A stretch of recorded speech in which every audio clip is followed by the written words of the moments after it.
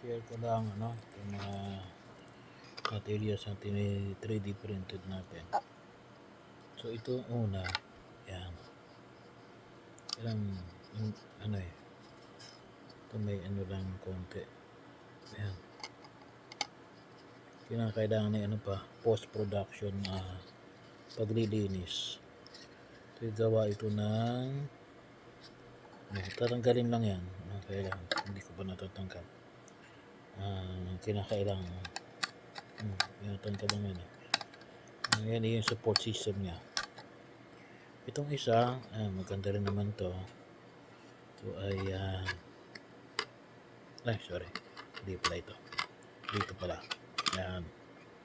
Tapos maganda ito, kaya lang tagal bago matapos. Yan. Ito nakita kong pinakamaganda sa mga ito. Hindi siya masyadong maganda pero pang travel. Ito yung mga pang travel kasi ito eh. So para ito lang yung mga tatlong designs na nakita ko. Hindi ko pa natapos lahat.